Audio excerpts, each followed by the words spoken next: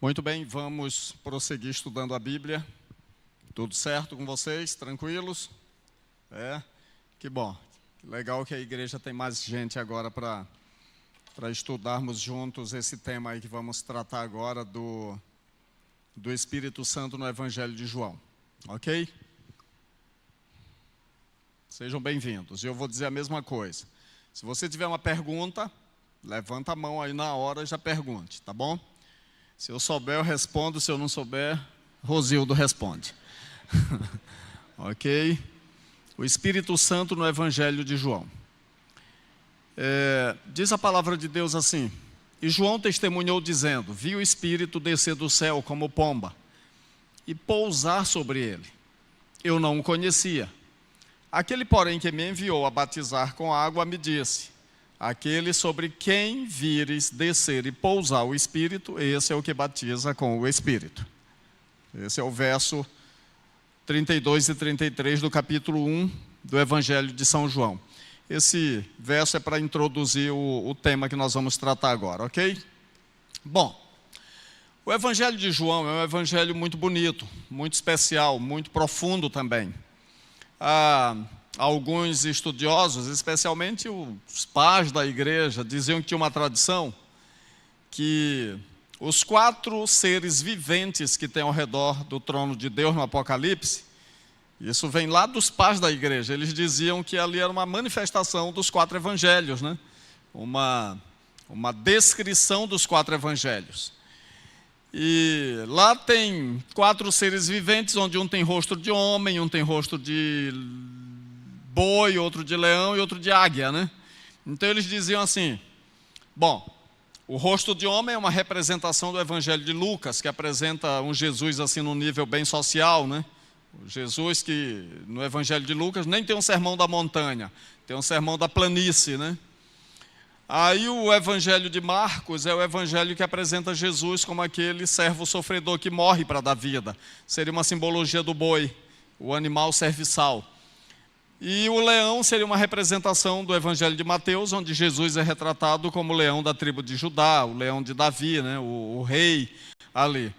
E João seria o evangelho representado pela águia. Por quê?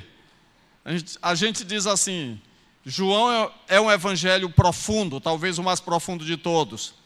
Então, assim como a águia voa mais alto do que todas as aves, João faz uma apresentação de Jesus mais profunda, entendeu? Do que todos os outros evangelhos. Eu não estou dizendo com isso que os outros evangelhos sejam inferiores. Eu prefiro a ilustração do prisma, onde a beleza de Jesus ela é inesgotável. E cada evangelista ele pegou Jesus por um prisma diferente e ele vai apresentando. É por isso que quando nós chegarmos nos céus, a gente vai ter muita coisa para perguntar, mas eu acredito que a gente vai ter muito mais para apreciar, viu, Fabi? Porque aqui na terra, às vezes, a gente olha para umas coisas bonitas e você fica assim parado, olhando, né? E paralisado, e esbabacado. E eu imagino quando nós estivermos diante da presença do Senhor, é muita contemplação e muita admiração. Agora, por que João é um evangelho tão interessante e tão profundo? Porque quando João escreveu, ele já estava velho.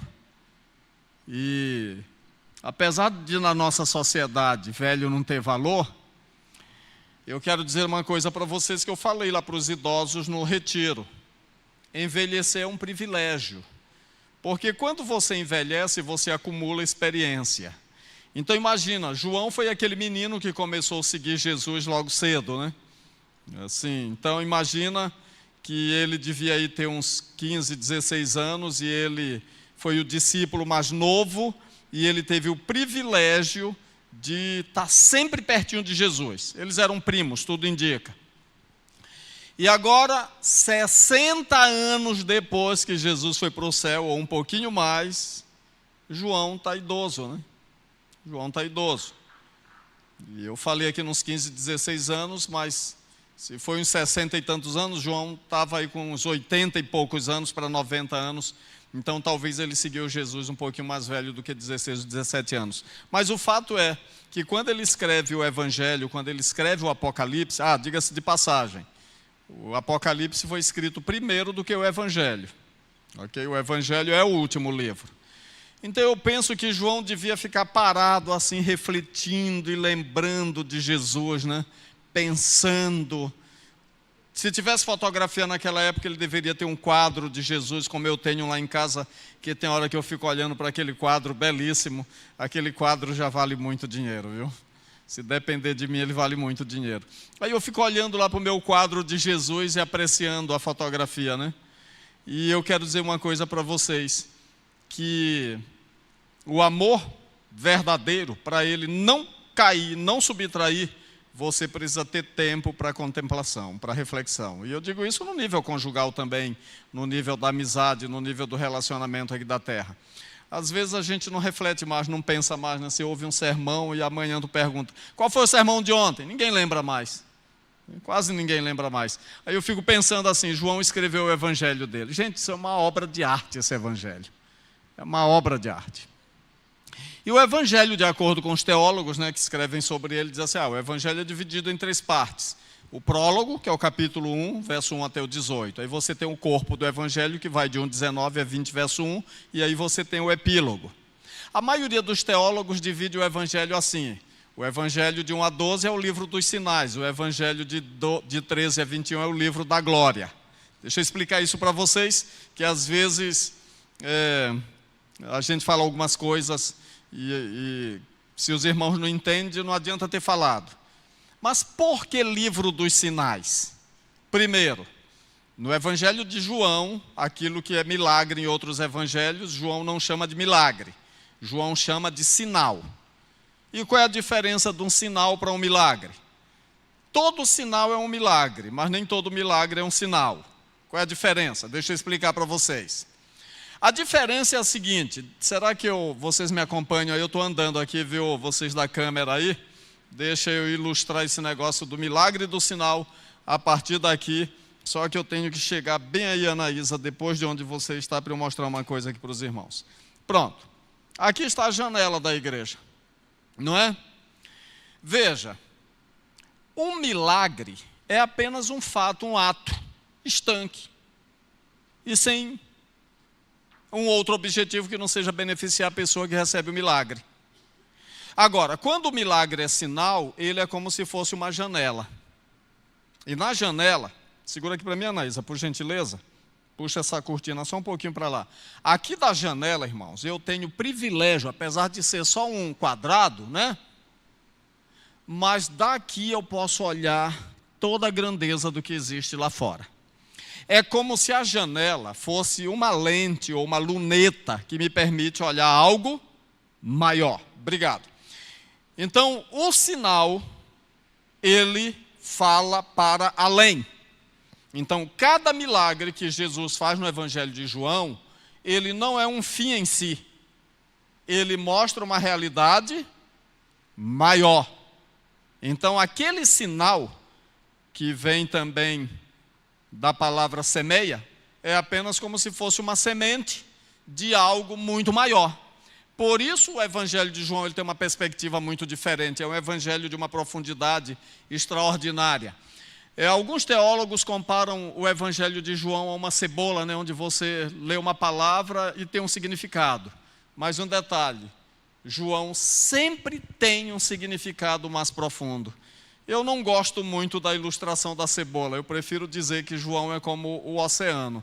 Se você vai lá na beira da praia, quando você olha para o mar, já é bonito. Eu amo o mar, amo demais ver o mar, me dá uma paz danada. Mas o mar tem uma característica interessante, você pode molhar os pés na água, né? Se você entrar um pouquinho mais, você pode ir até o joelho, se você quiser, você pode se afogar também. E se você tiver mais capacidade pulmonar, você pode mergulhar. E a pergunta é, quem consegue mergulhar aí pelo menos 100 metros de profundidade? Sem equipamento não vai ninguém. Os submarinos não passam provavelmente de 500 metros. Imagina alguém com a capacidade, né, Akisa, de mergulhar nas fossas marianas. 11 mil metros de abismo. Não tem tecnologia que consiga suportar uma profundidade dessa. Então, quando eu penso no conhecimento teológico, na adoração, às vezes a gente fica assim na beirinha, né? Olhando. E quando nós estivermos aí, eu imagino aí quando Cleia tiver aí. Cleia, você já tem 120 anos, né? Pronto. Quando Cleia tiver com 120 anos... Não, peraí, deixa eu fazer a conta direito. Quando ela estiver lá no céu, aliás, aqui na nova terra glorificada, né? Cleia, 5 bilhões de anos e 120. Aí ela vai poder olhar, alguém vai poder chegar e bater um papo com Cleia. Suponhamos que alguém chega assim, chegou novato no céu, que isso não vai acontecer, né? Todo mundo no céu vai ter o mesmo tempo de glorificação. Mas se chegasse de repente alguém assim com 1 ano que está no céu, aí vai perguntar para Cleia sobre o que você já aprendeu de Deus. Ela já aprendeu 5 bilhões e 120 anos de contemplação, de aprofundamento, estão entendendo? Então, quando a gente vai para a Bíblia, e eu penso nisso numa perspectiva futura, quando a gente estiver no céu, aí Ellen White diz que a eternidade, a ciência da salvação será objeto de eterno estudo. Por quê? Porque a gente não vai cansar de aprender. Deus é grande demais, não tem quem esgote a Deus. Eu gosto das formaturas quando os meninos do louvor cantam Ninguém Explica Deus, né? Ninguém explica Deus, é um hino maravilhoso. Eu venho para as formaturas só para curtir esses hinos, né, que Rafael canta aí com o pessoal do louvor. Então ninguém explica Deus, né, Anaísa? Você pode fazer poesia sobre Deus, mas ninguém explica Deus, Ele é grande demais. Então, no livro dos sinais, há 7 sinais. Quais são eles? Transformação da água em vinho, né? A cura do filho do oficial do rei, segundo sinal. Terceiro sinal, a cura do paralítico de tanque de Betesda. Aí vem um quarto sinal, transformação dos pães lá, multiplicação dos pães, né, que é a parte mais bonita que tem, que a alegria vem das tripas, e estava todo mundo com fome lá depois daquele dia de pregação. Aí tem o quinto sinal, Jesus anda sobre as águas, e aí vem a cura do cego de nascença, que é o sexto sinal, e o sinal supremo em João é a ressurreição de Lázaro. A ressurreição de Lázaro.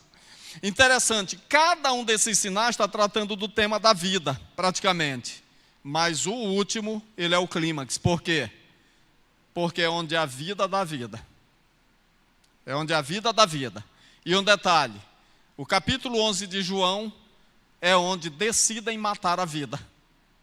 Eles decidem lá matar Jesus. Mas ali é o clímax da vida, né? É maravilhoso o Evangelho de João. Agora, por que tudo isso é sinal? Porque isso tudo, esses sinais todos, eles apontam para uma realidade maior, a glória. E o que é a glória no Evangelho de João? Do capítulo 13 ao verso 21, nós vamos entrar no discurso final de Jesus, ou nos discursos finais. E tudo isso é preparatório para a cruz.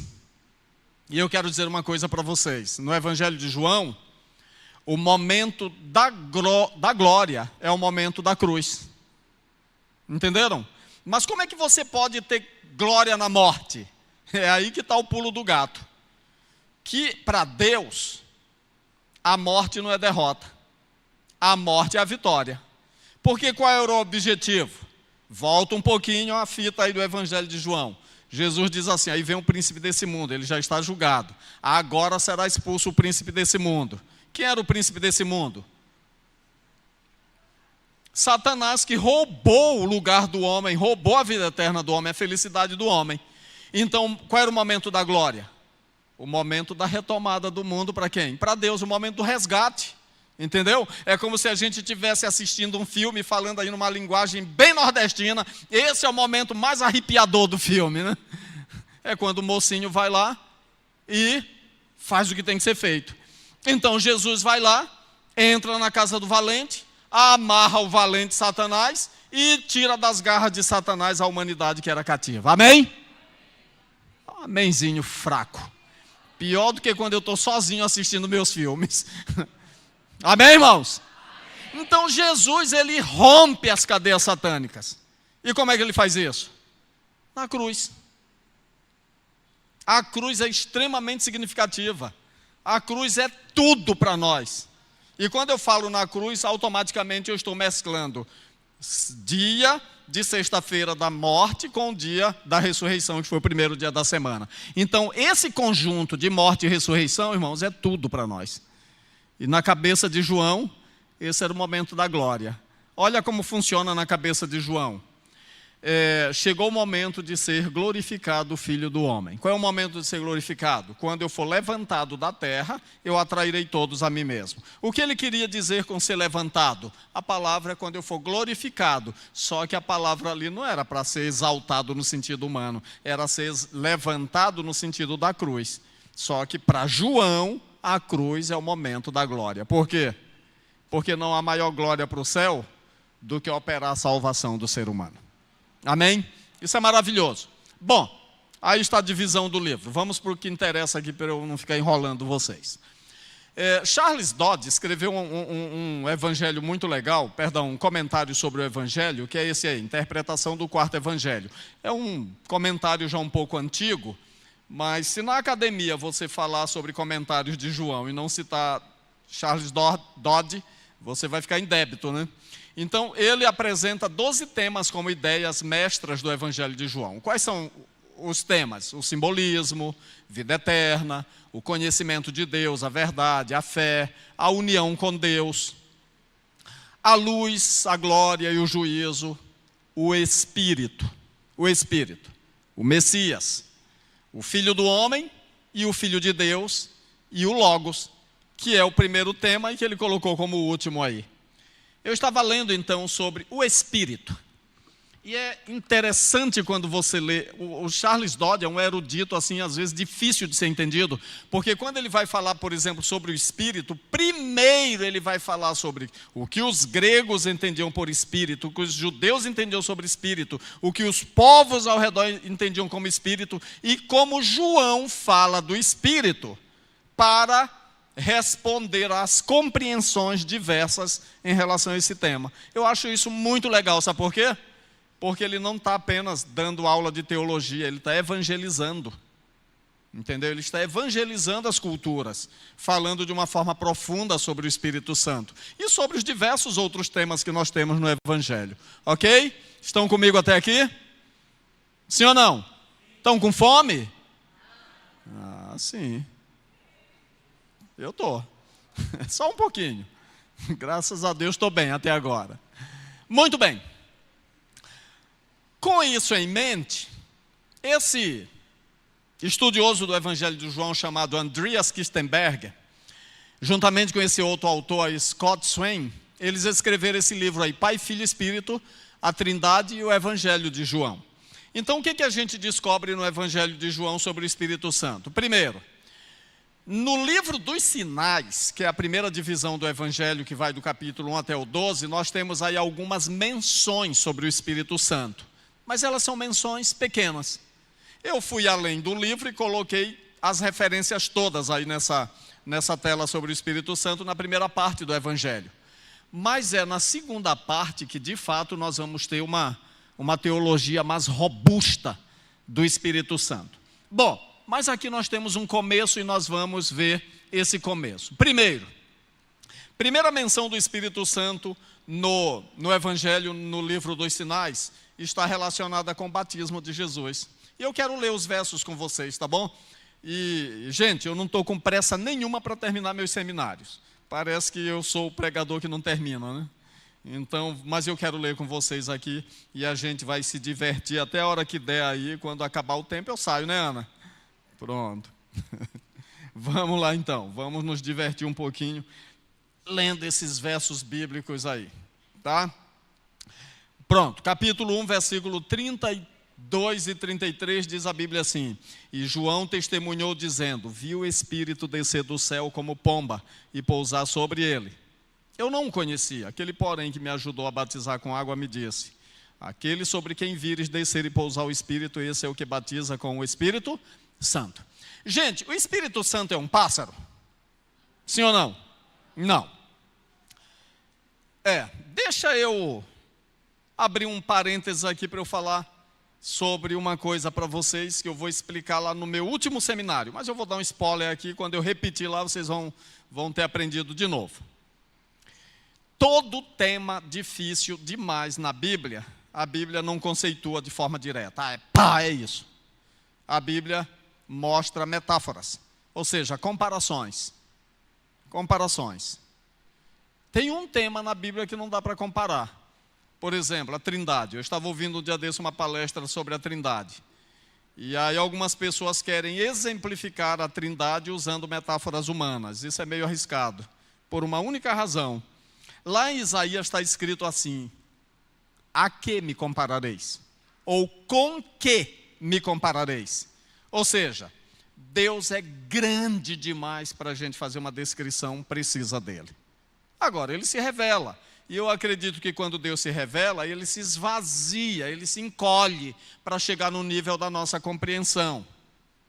Agora vamos pensar um pouquinho sobre o Espírito Santo. O Espírito Santo é Deus, sim ou não? Quando algumas pessoas dizem por aí assim, o Espírito Santo é uma força, o Espírito Santo é uma energia, o Espírito Santo não é pessoal. Bom, eu quero dizer para vocês que a Bíblia dá evidências de sobra da pessoalidade do Espírito Santo e da personalidade do Espírito Santo. Entendeu? Das características do Espírito Santo. Mas, por outro lado, as pessoas se sentem confundidas porque a Bíblia apresenta muito mais metáforas do Espírito Santo para descrever a sua obra, e aí fica complicado quando você compara a metáfora com a realidade. Por exemplo, o Espírito Santo desceu sobre Jesus em forma de pomba. E aí de onde vem esse simbolismo? Lá de Gênesis 1, que eu expliquei no seminário anterior. E qual é o propósito dessa metáfora? Incubar, proteger, capacitar. Ok? Em outras palavras, o Espírito Santo é o agente da vida na terra. A movimentação do vento sobre a terra, alguns teólogos dizem assim, há uma movimentação do Espírito sobre a terra sem o qual não haveria vida. Aí o símbolo é o quê? Sopro, vento. A Bíblia vai apresentar o Espírito Santo em forma de água. O Espírito Santo é água? Não, mas me responda uma coisa, existe vida sem água? Não. Existe refrigério sem água? Não. Existe limpeza sem água? Existe quando é com fogo. A pergunta é, você resiste purificação com fogo? Você tem que ver qual é a substância que vai resistir fogo. Porque o fogo purifica. A pergunta é se a substância a ser purificada aguenta. Entendem? O Espírito Santo vai aparecer como fogo. E qual é a simbologia para fogo? Luz, calor, testemunho e limpeza também, purificação. Entendeu? Purificação. Ok? O Espírito Santo é comparado a que mais, gente? Na Bíblia? Óleo. O óleo. E qual é o simbolismo? Unção e cura. Unção e cura. Entendeu? Unção, consagração. Ou seja, quando alguma coisa era consagrada lá no Antigo Testamento, era ungida, era separada. E o símbolo da separação e da unção é feita pelo derramamento do azeite na cabeça do rei, na cabeça do sacerdote, na cabeça do profeta. Esses 3 ofícios eram ungidos com óleo. Mas o óleo, por incrível que pareça, ele também era usado para curar ferida. Ou seja, quem pode curar as feridas se não for o Espírito Santo? Quanta gente ferida tem na igreja, né? E o Espírito Santo cura.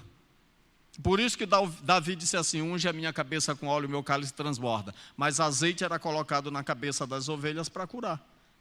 Para tirar os vermes das moscas, né? As larvas, isso. Obrigado, Aksa. Tirar as larvas. Então o Espírito Santo cura. É um elemento curativo, entendeu? Bom, esses são os simbolismos, as metáforas do Espírito Santo. Bom, agora vamos aqui. Jesus é batizado. E qual é o significado disso? Ele não era Deus? Era. Só que tem um detalhe. Jesus não desempenhou o ministério dele na terra como Deus. Ele não usou o poder divino. A tentação nossa é querer poder, né? A tentação de Jesus era ter o poder e não poder usar. Por quê? Porque ele deixaria de depender do pai como filho. Qual foi o pecado de Adão? A presunção de querer tomar uma coisa para ele que não era dele, de querer ser igual a Deus sem ter poder para ser igual a Deus. Pois a tentação de Jesus era viver como ser humano sendo Deus. Isso é complexo, né? É muito complexo. Por quê? Porque Jesus era um ser 100% homem, 100% Deus.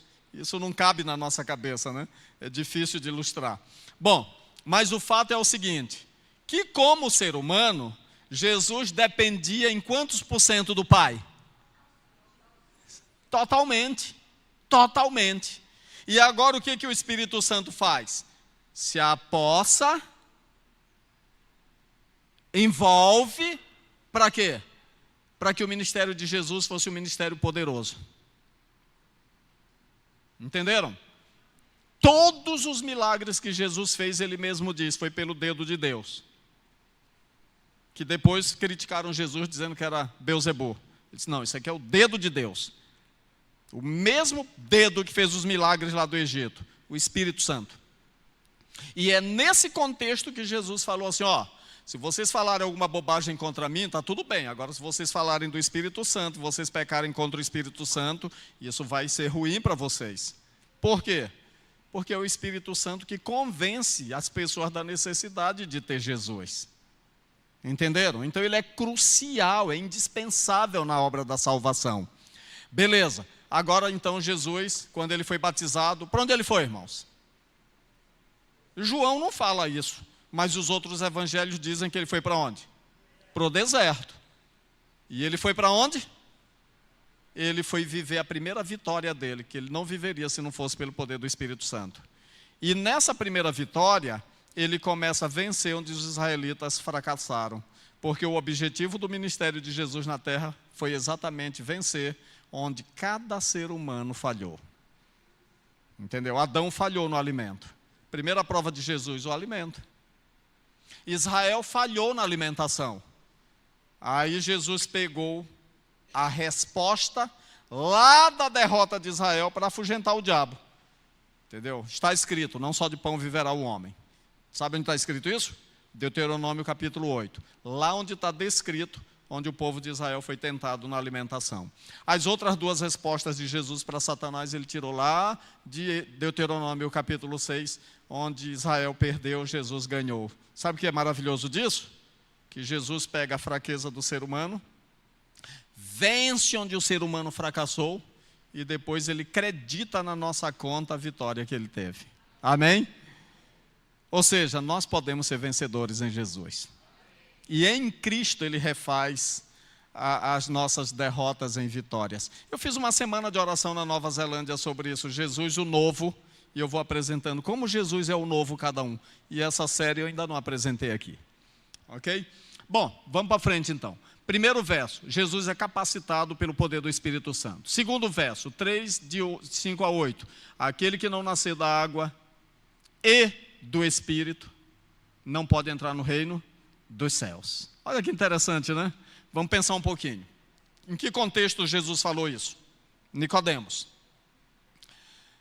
Ah, Nicodemos. Como eu queria estar na situação de Nicodemos em alguns aspectos. Eu vou falar para vocês, tá bom?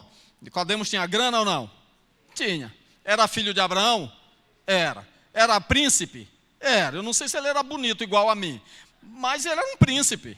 Era um líder do povo, sim ou não? Era um líder do povo. O nome Nicodemo significa Niquedemós, um vencedor sobre o povo. Então pensa comigo, o cara era rico. Era doutor em teologia, viu, Axa? Era um líder sobre o povo, era membro do Sinédrio, ele era da Suprema Corte. Entendeu? E ainda pertencia à linhagem santa de Abraão. Estava bonito na foto ou não estava? Depende. Para o reino da terra ele estava bem. Mas para o reino do céu, aí a coisa é diferente. Entenderam? Olha como a coisa é um pouco diferente. Eu costumo comparar Nicodemos com Naamã. Até escrevi um artigo sobre isso, que eu nunca mandei para publicar. Fazendo uma comparação entre Naamã e Nicodemos. Nicodemos, herói de guerra, homem através do qual o Senhor deu vitória a Israel. Homem temente a Deus, poderoso nas batalhas, porém, leproso. Então, quando a Bíblia diz assim, houve um homem, pronto, estava tudo certo com Nicodemos, se não fosse por ter dito, houve um homem chamado Nicodemos. Por que isso? Porque nos versos anteriores diz assim, Jesus não precisava que ninguém lhe falasse nada sobre o homem, porque ele sabia o que era a natureza humana, ele não se dava a confiar aos homens. Por quê? Porque nesse contexto a palavra homem é sinônimo de fraqueza, de pecado. Agora, como transformar esse homem num candidato para o reino dos céus?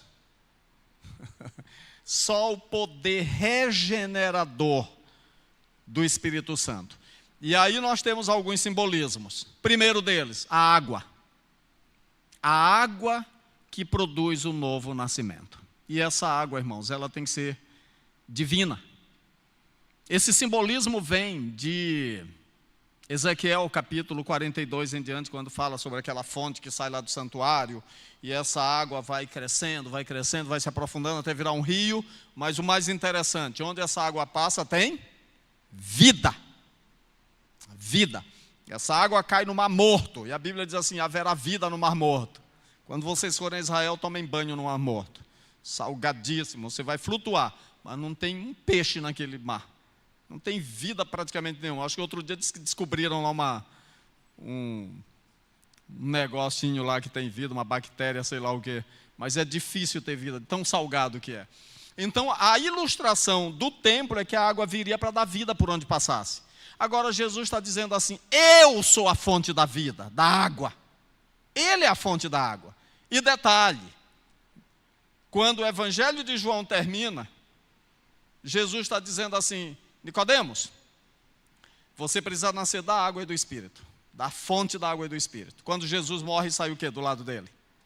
Água. E o que Jesus faz quando ele ressuscita? Sopra sobre os discípulos. Jesus é a fonte da água da vida, Jesus é a fonte do Espírito da vida. Amém? Por isso que a segunda parte do Evangelho de João é o livro da glória. Por quê? Porque tudo acontece a partir da cruz. A cruz é fundamental. Ok? Terceira menção, 3,34. Jesus recebe o Espírito sem medida. A gente não para muito para pensar nesse versículo, né? O Espírito é dado para Jesus sem medida. Por quê? Deixa eu corrigir uma coisa aqui que vocês oram e de vez em quando eu fico danado quando eu ouço os irmãos orando errado, né? De vez em quando tem uns crentes que oram e dizem assim, eu te peço em nome do Pai, do Filho e do Espírito Santo. Beleza, você está pedindo para quem? Quem é a quarta pessoa para quem você está orando? Não é só um erro gramatical, é um erro teológico. Isso é uma blasfêmia. Então, quando você orar, faz o que a Bíblia manda. Deus, Pai, eu te peço em nome de Jesus, por meio do Espírito Santo. Acabou, faz o certo. Agora, outro equívoco. Senhor, dá-nos porção dobrada do teu Espírito. Ok? Dá-nos porção dobrada. Eu quero explicar os sentidos dessa expressão aqui para a gente falar direito. Você está pedindo a porção dobrada do que você tem? Ou você está pedindo o Espírito de Deus duplicado? Porque se o sentido for o segundo, está errado. Por uma razão, o Espírito é Deus, Ele é pleno. Deus é pleno, Deus é total em si. Deus é completo em si. Agora, me responda aqui uma coisa. Quando você pede o Espírito Santo, entenda um detalhe. Suponhamos que você é um baldinho na beira do oceano. Você consegue colocar o oceano todo num balde? Sim ou não? Eu tenho um gole de água aqui lá do bebedouro. O bebedouro daqui é pequeno, mas esse copo aqui é menor ainda. Será que essa taça cabe o oceano aqui? Sim ou não? Não. Você vai caber um pouco do oceano. Está aqui, a água, ok? É só um pouco, mas não é a totalidade. Agora, quando eu peço o Espírito Santo, eu peço dentro da minha capacitação, dentro da minha possibilidade, da minha capacidade de recebê-lo. E eu quero que o Espírito Santo seja pleno em mim, na minha humanidade. Mas a minha humanidade é limitada. Agora, esse verso aí que está dizendo que para Jesus o Espírito Santo é dado sem medida, por quê, irmãos? Porque só Deus cabe Deus. Entendeu? Só Deus suporta Deus. Quando a Bíblia diz que o Espírito penetra na mente de Deus, e esse é um texto poderoso para falar da divindade do Espírito Santo, é porque só Deus entende a mente de Deus. Só Deus entende a mente de Deus. Então há uma confluência entre os seres da Trindade, cada poder, e um detalhe, eles são iguais a ponto de um saber do outro, de forma plena, porque a essência é igual. Isso é muito legal, muito, muito bonito para a gente refletir, ok? Pronto, então nós temos essa medida. Capítulo 4, 24, é o Espírito que conduz à adoração verdadeira. Eu quero falar uma coisa para vocês sobre adoração. Eu vou dando aqui uns hiperlinks e a mensagem vai ficando grande, né? Irmãos, você quer adorar a Deus de forma verdadeira? Sim ou não? Adore de acordo com a Bíblia. Acabou. Jesus, nesse verso, quando ele diz assim, olha, meu Pai está procurando adoradores que o adorem em espírito e em verdade. O que é adorar em espírito e em verdade? Simples. Olhe para Jesus. Jesus é a fonte do Espírito e Ele é a fonte da verdade. Jesus diz em São João 6,33, que é a próxima referência, ele diz assim, ó, as minhas palavras são Espírito e são vida. Então, você quer adorar de forma correta? Adore de acordo com a palavra. Um dos grandes erros de muitos religiosos por aí é querer dar para Deus aquilo que Deus não pediu. Cuidado com o exemplo de Caim. Ok? Porque a adoração para Deus não é conforme o gosto do cliente, é conforme o pedido do ser que é adorado. E Deus estabeleceu critérios para a forma como ele deve ser adorado, ok? E isso inclui o dia da adoração também. Claro, nossa vida inteira deve ser de adoração, mas Deus separou um dia específico, também no contexto da adoração. O Espírito Santo conduz a adoração verdadeira. 6,63, as palavras de Jesus são espírito e vida. 7,38, eu gosto desse verso porque esse verso é missiológico. Ele diz assim, aquele que crê em mim, do seu interior fluirão o que, irmãos? Rios de água viva. Aí João faz uma notinha dizendo, ele falou isso relacionado ao Espírito Santo que seria dado, que não tinha sido dado até naquele momento, né, quando o episódio aconteceu. Claro que quando João está escrevendo, ele já escreve mais de 50 anos depois do Pentecostes. Mas qual é o lance desse verso? É que é um verso missiológico. Você não pode ter Deus no seu coração para retê-lo para si. Entendeu? Ou seja, quem recebe, partilha. Quem recebe, partilha. Quem recebe, divide. E eu quero dizer uma coisa a mais. Agora eu vou sair da teologia para a psicologia. Mesmo que você seja um vaso furado, Deus pode te usar poderosamente para abençoar a vida de outras pessoas. Eu acho que eu já contei aqui uma história, viu, Fabiana? Do indivíduo que ia buscar água no poço, e aí o balde de um lado estava furado e ele ficava chateado. Mas aí no dia que ele olhou para trás por conta do balde com que ele estava chateado, aí ele olhou para trás e percebeu que desse lado onde o balde era furado havia um jardim florido. Porque a proporção que ele trazia a água e a água ia derramando, ele ia florindo, ia regando as plantas ao redor. E aí eu quero dizer uma coisa para vocês. Todos nós temos dores. Nossas dores não podem ser muleta, gente. Nossas dores precisam ser como um balde furado que o Espírito Santo vai colocando água em nós e nós vamos partilhando com os outros da nossa experiência para a salvação. Amém? Isso é muito significativo. E o verso é missiológico. Você recebe para poder partilhar. E no Evangelho de João isso acontece muito.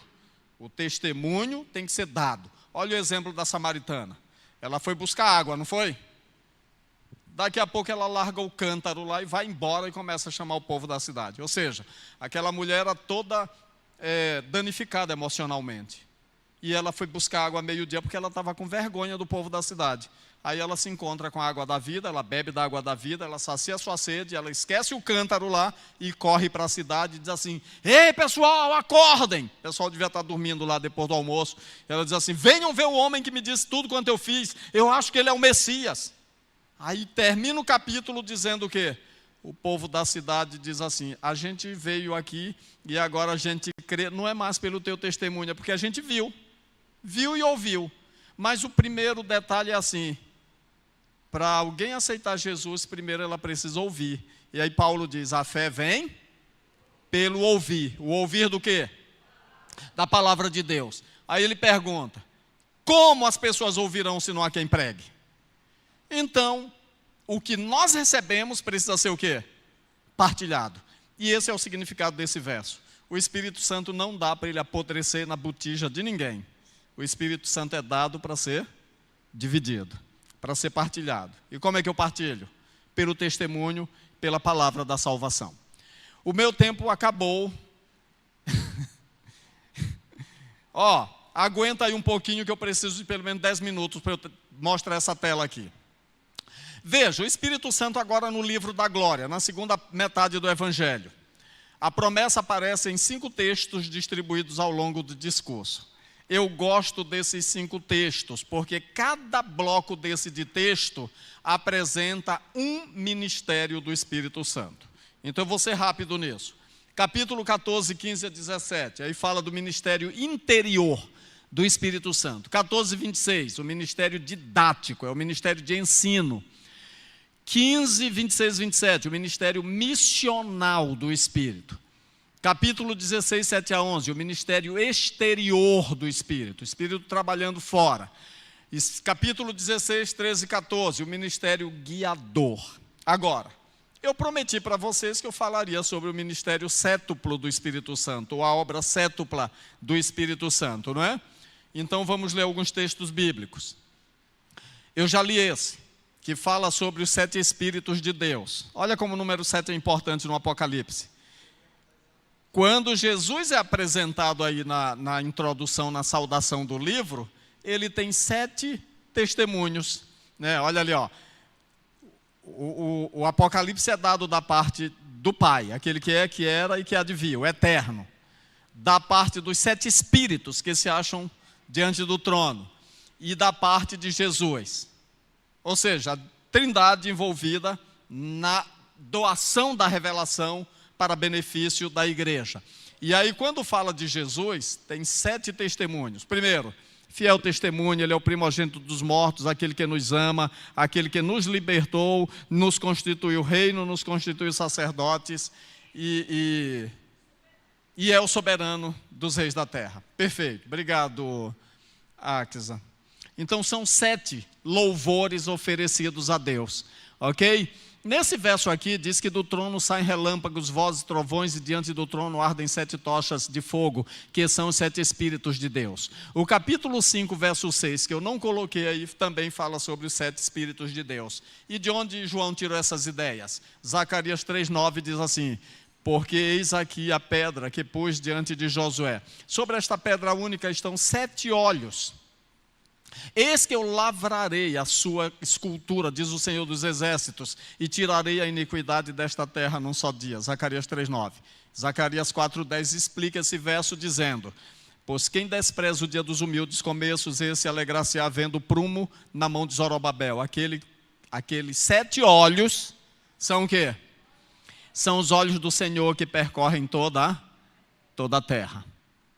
Esse é um versículo muito bonito, eu não tenho tempo de explicar todo o contexto, mas daí está a linguagem praticamente de onde João tirou sua teologia dos 7, mas não foi só aí, ele vai em Isaías também. Isaías diz assim, olha o que diz Isaías, como é bonito isso aqui: do tronco de Jessé sairá um rebento, e das suas raízes um renovo, repousará sobre ele o espírito bora contar, o espírito do Senhor, espírito de sabedoria, de entendimento, espírito de conselho, de fortaleza, o espírito de conhecimento e espírito do temor do Senhor. Quantas características deu? 7. O que isso significa, irmãos? O espírito é pleno. Amém? O 7 não é o número da perfeição na Bíblia? Pois o Espírito é perfeito e ele faz uma obra perfeita também. Quem crê, diga amém.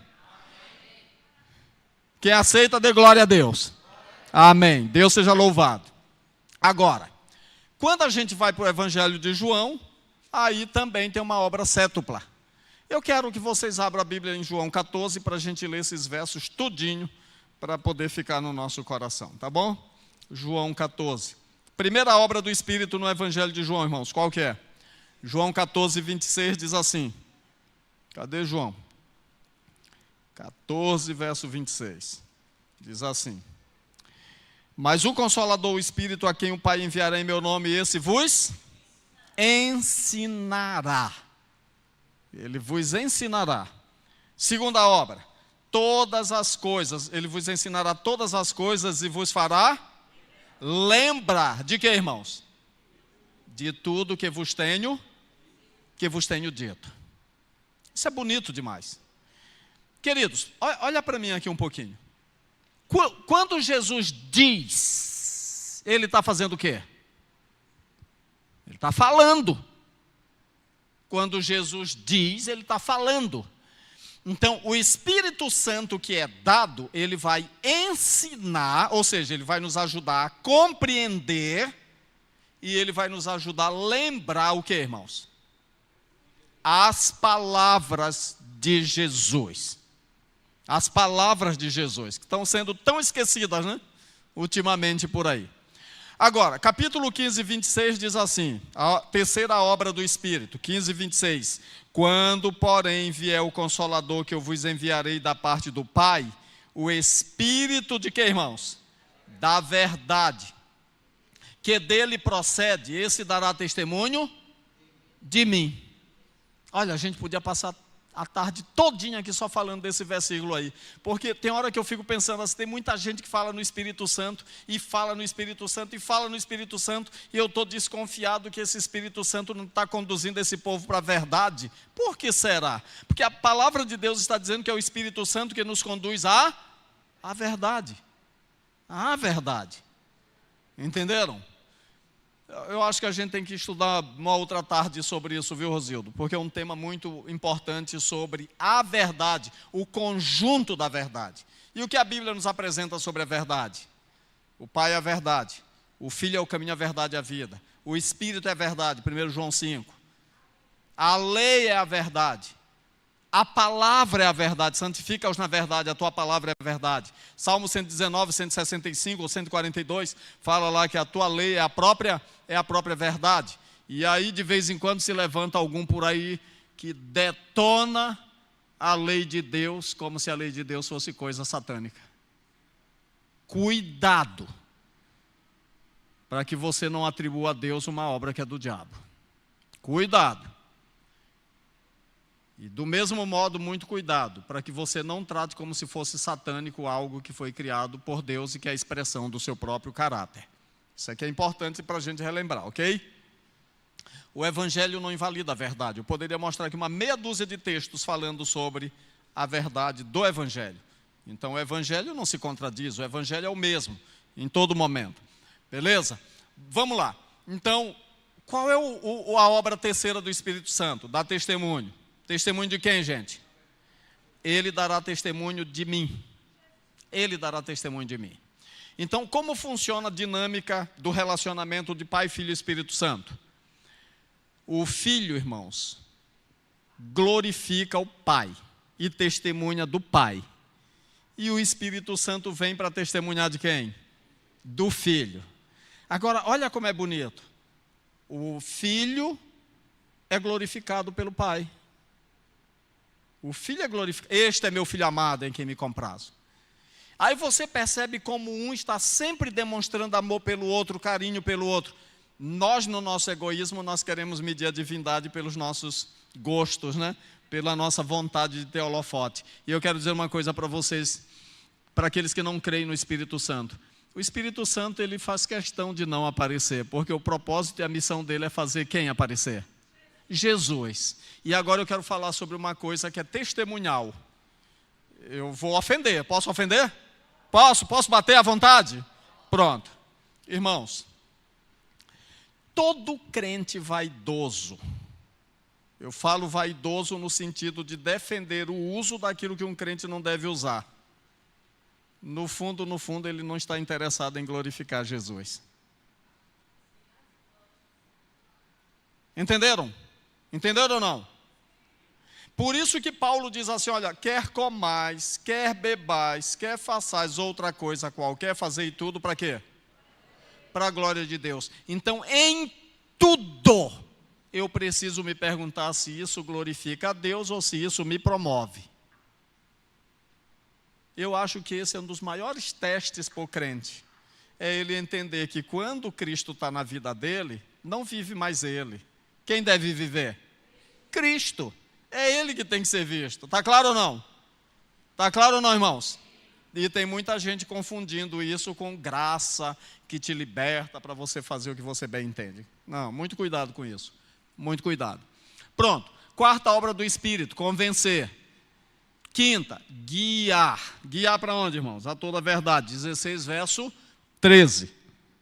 Quando, porém, vier o Espírito da verdade, ele vos guiará aonde, irmãos? Ele vos guiará aonde, irmãos? A plenitude da verdade. O Espírito da verdade, ele guia a igreja para a plenitude da verdade. Toda a verdade. Entendem? Tem gente que tem a verdade parcialmente. Mas toda a verdade é uma obra do Espírito Santo para conduzir, para a gente crescer na compreensão de toda a verdade. Pleroma, né? De forma plena. Sexta obra do Espírito, declarar ou anunciar. Está aí, 13, 14, 15. Quando, porém, vier o Espírito da verdade, ele vos guiará a toda a verdade, porque não falará de si mesmo, mas dirá tudo o que tiver ouvido, e vos anunciará as coisas que hão de vir. Ele me glorificará, que é a sétima obra. Quando João usa essa expressão aqui, ele vai falar de tudo que tiver ouvido, ele vai guiar a verdade, ele vai dizer tudo que tiver ouvido, e ele vai também anunciar as coisas que hão de vir. Aí ele está falando sobre o dom profético, que é o abrir do futuro. O Espírito Santo tem um conhecimento do futuro, e aí está a obra da capacitação pelo dom profético, que é uma das obras que nós vimos lá no artigo do Dr. Davidson, no primeiro seminário que eu apresentei. Por fim, a última obra do Espírito é ele me glorificará, porque há de receber do que é meu e vou-lo há de anunciar. Qual é o papel do Espírito? Glorificar Jesus. Aí estão as 7 obras do Espírito Santo. Amém? Não existem 7 Espíritos. Existem 7 manifestações da obra do Espírito. E existem várias metáforas que descrevem o Espírito Santo. Está claro isso, irmãos? Pronto. Disse-lhe Jesus outra vez: Pai seja convosco, assim como o Pai me enviou, também vos envio. E havendo dito isto, soprou sobre eles e disse-lhes: recebei o Espírito Santo. Eu termino aqui. Jesus morreu e ressuscitou. Eu acho isto aqui extraordinário. Quando Jesus morreu, colocaram uma coroa de espinhos na cabeça dele. Sabe por que ele carregou os espinhos? Para tirar a maldição dos espinhos que foram dados para Adão e Eva. Jesus suou gotas enormes de sangue. Jesus disse lá no Éden, Deus disse para Adão depois do pecado: no suor do teu rosto, tu vai ter o teu sustento. Agora Jesus está dizendo assim: eu estou carregando o fardo do teu trabalho. Ok? Lá no Éden, Deus colocou Adão para dormir, tirou dele uma costela e fez uma mulher. Lá na cruz, rasgaram a costela de Jesus e saiu água e sangue, que são os elementos dos quais nasce uma nova mulher, a igreja de Deus. Amém? Lá no Éden, Deus soprou no nariz do homem e ele passou a ser alma vivente. O sopro da vida, o poder do Espírito, Ruach Elohim. Agora Jesus, não só como novo Adão, mas como Deus, ele sopra sobre a sua igreja, ele diz o quê? Recebei o Espírito. Em outras palavras, recebam vida.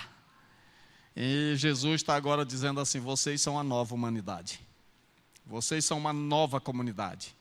Todo aquele que nasce da água e do Espírito é uma nova criatura em Jesus. É um milagre. E assim como Deus disse para Adão: crescei e multiplicai, se espalhem pela terra. Jesus diz agora a mesma coisa para a sua igreja: cresçam, multipliquem. Porque a promessa lá do Éden do crescer e multiplicar, ela foi repetida para Adão, para Noé, para Isaac, para Abraão, para Israel. Mas ela só vem se cumprir em Jesus Cristo. E são os que nasceram em Jesus da água e do Espírito, que entrarão pelos 4 lados da Nova Jerusalém, que terá portas, 3 portas de cada lado dos pontos cardeais, para que entrem as nações. Está lá no Apocalipse. E por que isso vai acontecer, irmãos? Tudo a partir de um começo. O Espírito que foi soprado sobre esses poucos que eram o novo Israel em Cristo, que agora são a igreja. São a igreja. E Jesus então soprou sobre eles o Espírito Santo. Infelizmente não dá tempo de falar mais. Mas esse Espírito Santo ele vem agora sobre os discípulos, lá no Pentecostes. E eu quero dizer para vocês, irmãos, uma coisa que a maioria de vocês não sabem. A lei de Deus foi dada lá no Sinai, no dia de Pentecostes. 50 dias depois da Páscoa. 50 dias depois que saíram do Egito. Aí Deus se manifestou e disse: vocês serão uma nação de sacerdotes. Vocês serão um reino de sacerdotes. Vocês são meu povo a partir de agora. E a doação da lei foi a doação da constituição do estabelecimento de Israel como uma nação que deveria ser sacerdotes e reis na terra toda para testemunhar do Senhor. Israel falhou na sua missão. Agora Jesus vem. E onde Israel falhou, Jesus recomeça. E quando chega então Pentecostes, houve tremor no cenáculo, houve fogo igual no Sinai. E agora Deus chama um novo Israel. O poder do Espírito Santo estava no Sinai. E o poder do Espírito Santo está agora no cenáculo. Lá no Sinai, 12 tribos. Lá no cenáculo, 12 homens. Que agora saem cheios do poder do Espírito Santo para proclamar o Evangelho. E o resultado disso é que Jerusalém vai ficar cheia de gente por causa do testemunho da igreja. E eu termino dizendo para vocês, se essa igreja quiser ser vitoriosa e quer ser uma igreja poderosa, busquem o Espírito Santo, porque é somente pela vida do Espírito que nós podemos partilhar a vida com aqueles que nos ouvem. Que Deus abençoe vocês em nome de Jesus. Amém.